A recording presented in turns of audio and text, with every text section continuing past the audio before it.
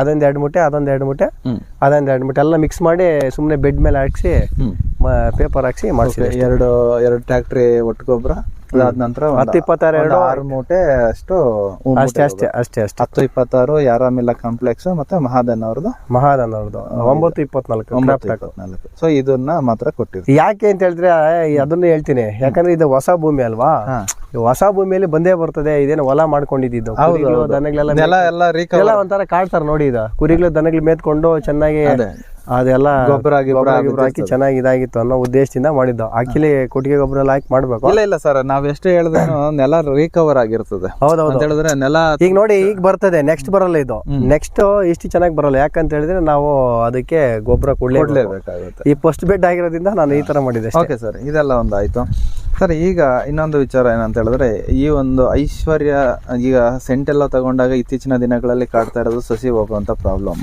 So ಈ ಐಶ್ವರ್ಯದಲ್ಲಿ ಏನಾದ್ರು ಆ ರೀತಿ ಪ್ರಾಬ್ಲಮ್ ಇಲ್ಲ? ಖಂಡಿತ ನೋಡಿ, ಇಲ್ಲಿ ನೀವು ನೋಡಿ ಒಂದೇ ಒಂದು ಸಸಿ ಎಲ್ಲಿ ಸತ್ತಿಲ್ಲ ನಂದ್ರಲ್ಲಿ. ಹೌದು, ಡ್ಯಾಮೇಜಸ್ ಎಲ್ಲೋ. ಅದಕ್ಕೆ ಏನ್ ಗೊತ್ತಾ, ನಾನು ಬೆಡ್ ಪ್ರಿಪರೇಷನ್ ಮಾಡುವಾಗ ಎಲ್ಲ ಮಾಡಿದಾದ್ಮೇಲೆ ಟ್ರೈಕೋಡರ್ಮಾ ಸೂಡೋಮೋನಾಸ್ ಇದನ್ನ ಬಳಕೆ ಮಾಡ್ತೀನಿ ನಾನು. ಜೈವಿಕ ಶಿಲೀಂಧ್ರಗಳು ಅದನ್ನ ಬಳಕೆ ಮಾಡೇ ಮಾಡ್ತೀನಿ. 1 ಲೀಟರ್ ಕೊಟ್ಬಿಡ್ತೀನಿ ನಾನು. ಓಕೆ, ಅದನ್ನ ಇದು ಟ್ರೈಕೋಡರ್ಮಾ ಸೂಡೋಮೋನಾಸ್ ಅಜೋಸ್ಪಿರಿಲಿಯಂ 3 ಲೀಟರ್ ಅದು ಮತ್ತೆ ಇವ್ರದ್ದು ಐರೋ ಪ್ಲಸ್ ಜಿ ಅಂತ ಬರ್ತದೆ. ವ್ಯಾಲಾಗ್ರೋ ಅವ್ರದ್ದು ಅದು ಒಂದು ಬಕೆಟ್ ಬರ್ತದೆ 5 kg. ಅದು ಸೂಕ್ಷ್ಮಾಣು ಜೀವಿಗಳಿಗೆ ಗೊಬ್ಬರ. ಅದೊಂದು ಬೆಡ್ ಮೇಲೆ ಕೊಟ್ಬಿಟ್ರೆ ಮುಗೀತು ಅಷ್ಟೇ. ಓಕೆ ಸರ್, ಈಗ ಪಿಂಚಿಂಗ್ ವಿಚಾರಗಳಿಗೆ ಬಂದಾಗ ನಾರ್ಮಲ್ ಆಗಿ ಸೆಂಟೆಲ್ಲೋದಲ್ಲಿ ಬಂದು ಸಿಂಗಲ್ ಪಿಂಚ್ ಮಾಡ್ತಾರೆ. ಸೊ ಇದರಲ್ಲಿ ಬಂದು ಒಬ್ಬೊಬ್ರು ಸಿಂಗಲ್ ಪಿಂಚ್ ಅಂತಾರೆ, ಒಬ್ಬೊಬ್ರು ಡಬಲ್ ಪಿಂಚ್ ಅಂತಾರೆ. ನೀವು ಮಾಡಿ ಎಷ್ಟು ಪಿಂಚಿಂಗ್ ಅನ್ನೋದನ್ನ ಮಾಡಿರ್ತೀರಿ? ಇದು ಡಬಲ್ ಪಿಂಚ್ ಮಾಡಿರ್ತೀರ. ಸರಿ, ದಿನಗಳ ಅಂತರಗಳು ಹೇಳೋದಾದ್ರೆ ಎಷ್ಟು ದಿನಕ್ಕೊಮ್ಮೆ ಮಾಡಿರ್ತೀರಿ? 20 ದಿನಕ್ಕೆ 20-25 ದಿನಕ್ಕೆ ಒಂದು ಪಿಂಚಿಂಗ್. ಓಕೆ, ಅದಾದ್ಮೇಲೆ ಒಂದು 10-15 ದಿನ ಬಿಟ್ಟು ಮಾಡಿ ಮತ್ತೆ ಲೈಟ್ ಒಂದು 8 ದಿನ ಕೊಟ್ರೆ ಆಯ್ತು ಅಷ್ಟೇ. ಸೊ ಈಗ ಈ ಒಂದು ಕಾಲಾವಧಿಯಲ್ಲಿ, ಈ ಮಂಜಿನ ಕಾಲದಲ್ಲಿ ಏನಾಗುತ್ತೆ, ನಮ್ಮ ಸೂರ್ಯ ಕಿರಣಗಳು ಬಂದು ನೆಲಕ್ಕೆ ತಾಗ್ಬೇಕಂದ್ರೆ ಆಲ್ಮೋಸ್ಟ್ ಈಗ 9 ಗಂಟೆ ಆಗೋಗ್ಬಿಡ್ತದೆ. ಸಂಜೆ ಒಂದು 4:15 ಆದ್ರೆ ಆಲ್ಮೋಸ್ಟ್ ಒಂದ್ ಸ್ವಲ್ಪ ಡಾರ್ಕ್ನೆಸ್ ಸ್ಟಾರ್ಟ್ ಆಗ್ಬಿಡ್ತದೆ. ಸೊ ಇದಕ್ಕೆ ಪ್ರಮುಖವಾಗಿ ಈಗ ಲೈಟಿಂಗ್ಸ್ ನ ಬಳಕೆ ಮಾಡ್ತಾರೆ. ಸೊ ಎಷ್ಟು ದಿನ ಕೊಟ್ಟಿದ್ರಿ ಸರ್ ಇದಕ್ಕೆ? ನಾನು ಇದಕ್ಕೆ ಸ್ವಲ್ಪ ಜಾಸ್ತಿನೇ ಕೊಟ್ಟಿದ್ದೆ, 1 ತಿಂಗಳ 10 ದಿನ ಕೊಟ್ಟಿದ್ದೆ ಇದಕ್ಕೆ. ಸ್ವಲ್ಪ ಏನೋ ಸಂಕ್ರಾಂತಿಗೆ ಬರ್ಲಿ ಅಂತ. ಇದು ಸ್ವಲ್ಪ ಗ್ರೋತಿಂಗ್ ಚೆನ್ನಾಗಿ ಬಂದ್ಬಿಡ್ತು, ಹೊಸ ನೆಲಲ್ಲ. ನನ್ನ ಜೊತೆಲೆ ಮಾಡಿರೋದು ಇನ್ನೂ ಇಷ್ಟು ಬರ್ಲಿಲ್ಲ. ಇದು ಸ್ವಲ್ಪ ಹೊಸ ನೆಲ, ಹಂಗಾಗಿ ಸ್ವಲ್ಪ ಚೆನ್ನಾಗಿತ್ತು, ಹಾಗಾಗಿ ಬೇಗ ಬಂದ್ಬಿಡ್ತು. ಸ್ವಲ್ಪ ಬೇಗ ಕ್ರಾಪ್ ಅನ್ನೋದು ಬಂದ್ಬಿಟ್ಟಿದೆ. ನೀವು ಸಂಕ್ರಾಂತಿಗೆ ಪ್ಲಾನ್ ಮಾಡಿದ್ದು, ಸಂಕ್ರಾಂತಿ ನೋಡೋದಾದ್ರೆ ಇನ್ನೂ ಒಂದು 24 ದಿನ ಇದೆ. ಹೌದು, ನೋಡೋಣ ಏನಾಗುತ್ತೋ. ನಾವು ಒಂದು ಎಕ್ಸ್ಪೆಕ್ಟೇಷನ್ ಇರ್ಬೋದಲ್ವಾ ಸಂಕ್ರಾಂತಿವರೆಗೂ ಕ್ರಾಪ್ ಅನ್ನೋದು? ಇರುತ್ತಲ್ವಾ? ಹೌದು, ಇರ್ತದೆ.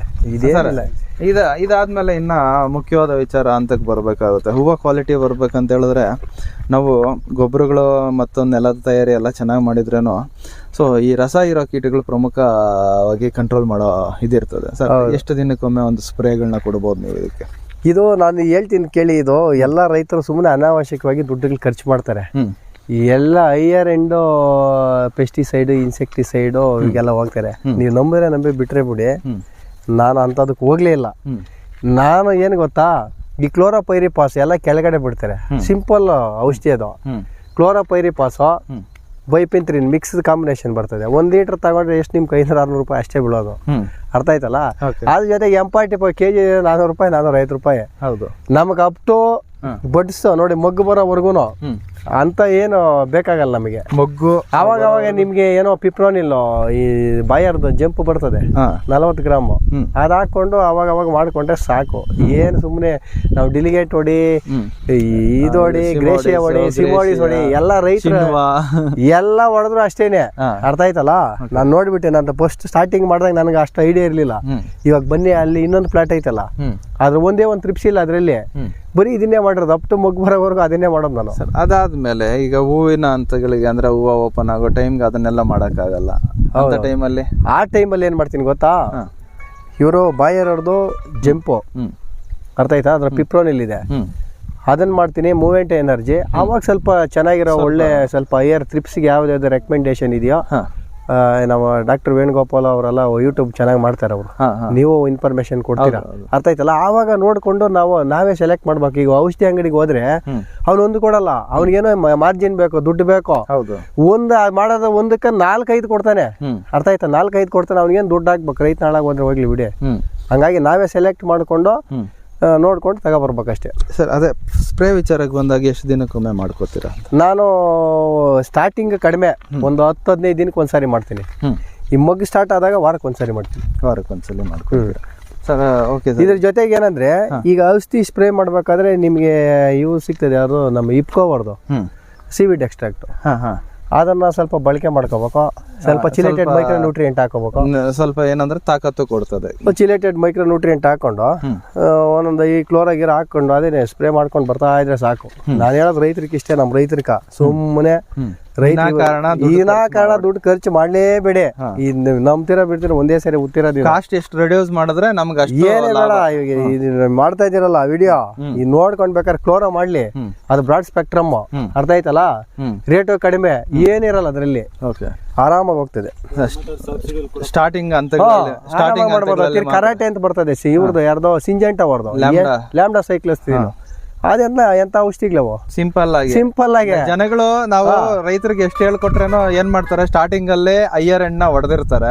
ಅದಾದ್ಮೇಲೆ ಅದು ಹೈಯರ್ ಎಂಡ್ ನೋಡಿ ರೆಸಿಸ್ಟೆನ್ಸ್ ಪವರ್ ಬಂದಿರ್ತದೆ. ಅದಾದ್ಮೇಲೆ ಕಂಟ್ರೋಲ್ ಅನ್ನೋದೇ ಸಿಗೋದಿಲ್ಲ. ನಿಮ್ಗೆ ನೋಡಿ ಟಾಟಾ ವರ್ಡ್ ಅಜಾರ್ಡಿನ್ ಸಿಗ್ತದೆ, ಬೇವಿನ ನೀಮ್ ಆಯಿಲ್ 10,000 ppm. ಅದನ್ನ ತಗೊಳ್ಳಿ, ಸುಮ್ಮನೆ ಅವಾಗ ಒಂದ್ ಸ್ವಲ್ಪ ಹಾಕೊಂಡು ಹೊಡಿತಾ ಇದ್ರೆ ಯಾವ ಟ್ರಿಪ್ಸು ಬರಲ್ಲ, ಯಾವ ಮೈಟ್ಸ್ ಇಲ್ಲ, ಯಾವ್ದು ಬರಲ್ಲ. ಆ ನೀಮ್ ಆಯಿಲ್ ಹಾಕೊಂಡ್ರೆ ಸಾಕು. ನೀಮ್ ಆಯಿಲ್ ಇಂದ ಏನಾಗುತ್ತೆ, ಮೊಟ್ಟೆ ಅಲ್ಲೇ ಇದಾಗೋಗ್ಬಿಡ್ತದೆ, ಅದು ಮರಿ ಆಗೋದಿಲ್ಲ. ಮರಿ ಆಗ್ಲಿಲ್ಲ ಅಂತ ಹೇಳಿದ್ರೆ ಆಲ್ಮೋಸ್ಟ್ ಕಂಟ್ರೋಲ್ ಆದಂಗೆ. ಟಾಟಾದೇ ಅಂತಿಲ್ಲ, ಎಲ್ಲರೂ ಬೇರೆ ಬೇರೆ ಇದೆ. ಯಾವ್ದಾದ್ರು ತಗೊಳ್ಳಿ, ರೈತರು ನೀಮ್ ಆಯಿಲ್. ನೀವ್ ಬೇಕಾದ್ರೆ ಗಾಣಿಗೆ ಹೋಗಿ ತಗೊಂಬಂದ್ರು ಒಂದ್ ಸ್ವಲ್ಪ ಅದಕ್ಕೆ ಸ್ವಲ್ಪ ಹಾಕೋಬೇಕು. ಅದಕ್ಕೆ ನಿಮ್ಗೆ ಇದು ಗೊತ್ತಾಗಲ್ಲ, ಬರ್ನಿಂಗ್ ಆಗ್ಬಿಡ್ತದೆ, ಡೋಸೇಜ್ ಜಾಸ್ತಿ ರೈತರ್ಕ. ಅದ್ ಏನ್ ಮಾಡ್ಬೇಕಂದ್ರೆ, ನಾವು ಕಂಪನಿ ಏನ್ ರೆಕಮೆಂಡ್ ಮಾಡಿರ್ತೀವಿ ಟಾಟಾ ಮಾತ್ರ. ಈಗ ಒಳ್ಳೊಳ್ಳೆ ಕಂಪ್ನಿಗಳಿದೆ, ಅರ್ಥ ಆಯ್ತಲ್ಲ. ಧಾರವಾಡ ಕೃಷಿ ಯೂನಿವರ್ಸಿಟಿ ಅವ್ರ ಯಾವ್ದೋ ಬಿಟ್ಟಿದ್ದಾರೆ, ಅದು ಚೆನ್ನಾಗಿದೆ. ನೀವು ಅಲ್ಲಿ ತಗೊಂಡು ಅವಾಗ ಒಂದ್ 15 ದಿನಕ್ಕೆ ಒಂದ್ ಸ್ಪ್ರೇ. ನೀವ್ ಹೇಳೋ ಪ್ರಕಾರ ರೆಕಮೆಂಡೇಶನ್ ಎಷ್ಟಿದೆಯೋ ಅಷ್ಟು ಮಾತ್ರ ಕೇಳಿ ತಿಳ್ಕೊಂಡು ಬಳಕೆ ಮಾಡೋದು ಉತ್ತಮ. ಹೌದೌದು, ಖಂಡಿತ. ಯಾಕಂತ ಹೇಳಿದ್ರೆ ನಾವು ಡೋಸೇಜ್ಗಳು ಹೇಳ್ಬೋದು, ಹೇಳಿದ್ರೆ ಕೆಲವೊಬ್ರು ರೈತರು ಮಿಸ್ಅಂಡರ್ಸ್ಟ್ಯಾಂಡಿಂಗ್ ಮಾಡ್ಕೊಂಡು ಜಾಸ್ತಿ ಹಾಕೋದು, ಹಂಗ್ ಮಾಡಿದ್ರೆ ಹೆಚ್ಚು ಕಡಿಮೆ. ಡೋಸೇಜ್ ಹೇಳೋದು ಬೇಡ. ಅವ್ರು ಬಳಕೆ ಮಾಡೋವಾಗ ಅದಿದೆ, ರೆಕಮೆಂಡ್ ಲೇಬಲ್ ಇರ್ತಾರೆ, ಎಷ್ಟು ಮಾಡ್ಬೇಕು ಕೇಳಿ ತಗೊಂಡು ಕೇಳಿ ಅವ್ರು ತಗೊಂಡು ಮಾಡ್ಕೊಳ್ಳಿ ಅಷ್ಟೇ ಸರ್. ಸೊ ಇದೆಲ್ಲ ಒಂದಾಯ್ತು ಸರ್. ಗೊಬ್ಬರಗಳು ಇನ್ನ ಏನಾದ್ರು ಹೇಳೋದಾದ್ರೆ, ನಾನು 1261 ಸ್ಟಾರ್ಟಿಂಗ್. ಇದು ಗಿಡ ನಾಟಿ ಮಾಡಿದಾಗ ನೀವು ಇದು ಮಾಡ್ಬೇಕು, ಯಾವ್ದೋ ನಾನು ರ್ಯಾಡಿ ಫಾರಂ ರ್ಯಾಡಿ ಫಾರಂ ಜಾಸ್ತಿನೇ ಮಾಡ್ತೀನಿ. ರ್ಯಾಡಿ ಫಾರಮ್, ವಿವಾ, ಮತ್ತೆ ಅವ್ರದ್ದು ಒಲೆಗ್ರ ಪ್ರಾಡಕ್ಟ್ಸ್ ಜಾಸ್ತಿ ಎಲ್ಲ ಚೆನ್ನಾಗಿದೆ. ಸ್ವಲ್ಪ ಕಾಸ್ಟ್ ಜಾಸ್ತಿ ಅನ್ನೋದು, ಕೆಲಸ ಚೆನ್ನಾಗಿ, ರಿಸಲ್ಟ್ ಚೆನ್ನಾಗಿ ಬರ್ತದೆ. ನೋಡಿ ಒಂದೇ ಸರಿ ನೋಡಿ. ಈ ಕಡೆ ಇವಾಗ ನಾವು 1 ಎಕರೆ 1 ಲೀಟರ್ ರೆಕಮೆಂಡೇಶನ್ ಇರುತ್ತೆ. ನಾವು ಬೇರೆ ಗೊಬ್ಬರಗಳನ್ನ 6 kg 10 kg ಕೊಡೋದು ಒಂದೇ, ಅದು 1 ಲೀಟರ್ ಕೊಡೋದು ಒಂದೇ, ಕರೆಕ್ಟಾ? ಹೌದು, 100% ಒಳ್ಳೆ ರಿಸಲ್ಟ್ ಇದೆ. ಅದು ವಿವಾ ಬಿಟ್ಕೋಬೇಕು ಅವಾಗ. ಅದಾದ್ಮೇಲೆ ಅವ್ರದ್ದು ಕ್ಯಾಲಿಬಿಟ್ಸಿ ಬರ್ತದೆ. ಇದಕ್ ನೋಡಿ, ಇದು ಮಗ್ಗು ಬಂದಾಗ ಬೆನಿಫಿಟ್, ಮಗ್ಗು ದಪ್ಪ ಬರಕ್ಕೆ ಬೆನಿಫಿಟ್ PZ, ಕ್ಯಾಲಿಬಿಟ್ಸಿ ಮತ್ತೆ KMS ಅವರು ಸ್ಪ್ರೇ ಮಾಡಕ್ ಹೇಳಿದ್ರು ನನಗೆ. ಆಗ ಸ್ಪ್ರೇ ಮಾಡಿದೆ ನೋಡಿ, ಒಳ್ಳೆ ಚೆನ್ನಾಗಿ ಬಂದಿದೆ ಈಗ. ಓಕೆ, ನೀವು ಹೇಳೋ ಪ್ರಕಾರ ಒಂದು ಪೋಷಕಾಂಶಗಳು ಯುಕ್ತ ಗೊಬ್ಬರಗಳನ್ನ ಸ್ವಲ್ಪ ಡ್ರಿಪ್ ಅಲ್ಲಿ ಮತ್ತೆ ಸ್ಪ್ರೇ ಕೊಡ್ತಾ ಇರ್ಬೇಕು. ಅವಾಗ ಇದು ಏನೋ ಡ್ರಿಪ್ ಗೊಬ್ಬರಗಳು ಜಾಸ್ತಿ ಯೂಸ್ ಮಾಡಿ ಇಲ್ಲ, ಇದು ಮಾಡ್ಲಿಲ್ಲ ಜಾಸ್ತಿ. 1261 ಕೊಟ್ಟಿದ್ದೀನಿ, ಮತ್ತೆ 13-045. ಅದ್ ಬಿಟ್ರೆ ಈಗ ಎಲ್ಲ ಮಗ್ ಬಂದಾಗ 37 ಸ್ವಲ್ಪ ದಪ್ಪ ಬರಕ್ಕೆ. ಮತ್ತೆ ಮೈಕ್ರೋ ನ್ಯೂಟ್ರಿಯೆಂಟ್ ಚಿಲೇಟೆಡ್ ನೀವು ಸ್ಪ್ರೇ ಮಾಡ್ಬೋದು, ಅಥವಾ ನೀವು ಟಾಟಾ ಅವ್ರದ್ದೇ ಕಡಿಮೆ ಇದೆ, 5 kg ಬ್ಯಾಗ್ ಏನೋ ಬರ್ತದೆ. ಹೌದೌದು, ಕ್ರೇಟು ಕಡಿಮೆ ಅದು, ಅದನ್ನ ಬಿಡ್ಬೋದು. ಇಲ್ಲ ಮಿಂಗಲ್ ಅಂತಿದೆ, ಅದನ್ನು ಬಿಡ್ಬೋದು. ಅದೆಲ್ಲ ಮಿಂಗಲ್. ರೈತರು ಏನ್ ಗೊತ್ತಾ, ಫಸ್ಟ್ ರೈತರು ಸ್ವಲ್ಪ ತಿಳ್ಕೊಬೇಕು ಗಿಡಕ್ಕೆ ಏನ್ ಬೇಕು ಅಂತ. ಯಾರಾಮಿಲ್ಲ ಕಾಂಪ್ಲೆಕ್ಸ್ ಹಾಕ್ಬಿಟ್ರೆ ಸಾಕು. 14-15 ಪೋಷಕಾಂಶ ಅಂತ ಇರೋದು ಅದ್ರಲ್ಲಿ, ಯಾರಾಮಿಲ್ಲ ಕಾಂಪ್ಲೆಕ್ಸ್. ಅದ್ರ ಜೊತೆಗೆ ನೋಡಿ, ಇದು ಮಾಡ್ಕೊಂಡ್ರೆ ಆರಾಮಾಗಿ ಬೆಳೆ ಕಡಿಮೆ ಇದ್ರಲ್ಲಿ ಕಡಿಮೆ ಖರ್ಚಲ್ಲಿ ಮಾಡ್ಕೋಬಹುದು. ಖಂಡಿತ ಸರ್. ಇಷ್ಟೆಲ್ಲ ಒಂದು ಡೆಪ್ತ್ ಆದ ನಿಮ್ಮ ಅನುಭವಗಳನ್ನ ಹಂಚ್ಕೊಂಡಿದ್ದೀರಾ ನಮ್ಮ ಜೊತೆ. ಸೊ ನಿಮಗೆ ಇದ್ರ ಜೊತೆಗೆ ಪ್ರೈಸಸ್ ಒಂದು ಸ್ವಲ್ಪ ಅಪ್ ಆಗಿ ಒಂದು ಸ್ವಲ್ಪ ನೀವು ಪಟ್ಟಿರುವಂಥ ಶ್ರಮಕ್ಕೆ ಪ್ರತಿಫಲ ಸಿಕ್ಕಲಿ ಅಂತ ಕೇಳ್ಕೊಳ್ತಾ ಈ ವಿಡಿಯೋ ಇಲ್ಲಿಗೆ ಮುಗಿಸೋಣ. ಮತ್ತೆ ಇನ್ನೊಂದು ವಿಚಾರ ಮರ್ತಿದ್ರಿ, ಈ ನಾರ್ಮಲ್ ಆಗಿ ಬಂದು ನಾವು ಸೆಂಟ್ಗಳೆಲ್ಲ ಹಾಕಿದಾಗ ನಾವು ಸೈಡಲ್ಲಿ ಏನೋ ನಾವು ಕಟ್ಟೋ ಅವಶ್ಯಕತೆ ಜಾಸ್ತಿ ಇರೋದಿಲ್ಲ, ರೇರ್ ಕೇಸು. ಸೊ ಈ ಒಂದು ಐಶ್ವರ್ಯ ವಿಚಾರಕ್ಕೆ ಬಂದಾಗ ಸೈಡಲ್ಲಿ ಇದು ಹಾಕ್ಲೇಬೇಕು. ಯಾಕೆ ಸರ್ ಇದು ಎಷ್ಟು ಸ್ಮೂತ್ ಆಗಿದೆ ಅಂತ ಹೇಳ್ಬಿಟ್ಟು ನೀವು ಒಂದು ಎಕ್ಸ್ಪ್ಲನೇಷನ್ ಕೊಟ್ಬಿಡಿ. ಇದೇನು ಗೊತ್ತಾ, ಆಕ್ಚುಲಿ ಇದು ನಾನು ನೋಡಿ 1 2 3 ಸ್ಟೆಪ್ ಮಾಡಿದ್ದಾರೆ ನೋಡಿ, ತೋರಿಸಿ ಅಲ್ಲಿ 3 ಸ್ಟೆಪ್ ಇದು ಬಿಟ್ಟಿದ್ದಾರೆ. ಇದು 1 2 3 ಸ್ಟೆಪ್. ಅದಾದ್ಮೇಲೆ ನೋಡಿ ಸೆಂಟ್ರಲ್ ಜಿಗ್ ಜಾಗ್ ಬಿಟ್ಟಿದ್ದಾರೆ. ಇದೊಂದು ಗಿಡ ಬೆಳೆದಿರಲಿ ಅಂತ. ಆಕ್ಚುಲಿ ಇದು ಟ್ಯೂಬ್ ಟೈನ್ ಮಾಡಿಸ್ಬೇಕಿತ್ತು, ನಾವು ಮಾಡಿಸಿಲ್ಲ. ಅದು ಮಾಡಿಸಿದ್ರೆ ಇನ್ನ ಕರೆಕ್ಟ್ ಆಗಿ ಹಂಗೆ ಇರೋದು. ಅದೇ ಸರ್, ಇದು ತುಂಬಾ ಪೆಡಸು ಅಂತಾರೆ. ಪೆಡಸು ಅಂತ ಹೇಳಿದ್ರೆ ಸ್ಮೂತ್. ಹೌದು, ಸ್ಮೂತ್ ಜಾಸ್ತಿ ನೋಡಿ ಕೆಳಗಡೆ ಬಿದ್ದಿದೆ ಈಗ. ಅದಕ್ಕೆ ನೋಡಿ ಅಲ್ಲಿ ನಾವು ಓಡಾಡಿದ್ರೆ ಸಾಕು ಮುರಿದೋಗ್ಬಿಡ್ತದೆ ಮುರಿದೋಗ್ತದೆ.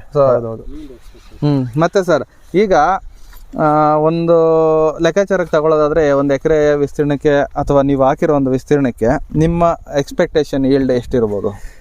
ಇದೊಂದು 6 ರಿಂದ 7 ಟನ್ 6 ರಿಂದ 7 ಟನ್ ಬರ್ತದೆ. Okay sir. ಸೊ ನಿಮ್ಮ ವಿಚಾರದಲ್ಲಿ ಬಂದಾಗ ಒಂದು 100+ ಒಂದು ರೇಟ್ ಎಕ್ಸ್ಪೆಕ್ಟ್ ಮಾಡಿದ್ರೆ ಖಂಡಿತ ಲಾಸ್ ಅನ್ನೋದಿಲ್ದಿರ ಒಂದು ಲೆಕ್ಕಾಚಾರಕ್ಕೆ ಆಗುತ್ತಂತ ನನ್ನ ಅನಿಸಿಕೆ. ಆಗುತ್ತೆ. ನಾವೇನು ಗೊತ್ತಾ, ರೈತರು ಯಾವತ್ತು ರೇಟ್ ಬಗ್ಗೆ ಚಿಂತೆ ಮಾಡಬಾರ್ದು. ಬೆಳೆ ಚೆನ್ನಾಗಿ ಬೆಳ್ಕೊಂಡು ಹೋಗ್ಬೇಕು. ರೇಟ್ ಇಲ್ಲ ಅಂದ್ರೂ ಒಂದು ಅವರೇಜ್ ಹೋಗ್ತಾ ಇರ್ತದೆ. ಖಂಡಿತ ಸರ್, ಅದನ್ನು ಮಾಡ್ಬೇಕು ನಾವು. Okay sir. ಸೊ ಇಷ್ಟೆಲ್ಲ ಒಂದು ಮಾಹಿತಿ ನಮ್ಮ ಜೊತೆ ಹಂಚ್ಕೊಂಡಿದ್ದಕ್ಕೆ ನಿಮಗೆ ನಮ್ಮ ಚಾನಲ್ ಕಡೆಯಿಂದ ಮತ್ತು ಯಾರೆಲ್ಲ ಈ ವಿಡಿಯೋ ನೋಡಿದ್ರು ಅವ್ರ ಕಡೆಯಿಂದೆಲ್ಲ ತುಂಬ ಹೃದಯದ ಧನ್ಯವಾದಗಳು ಸರ್. ಓಕೆ.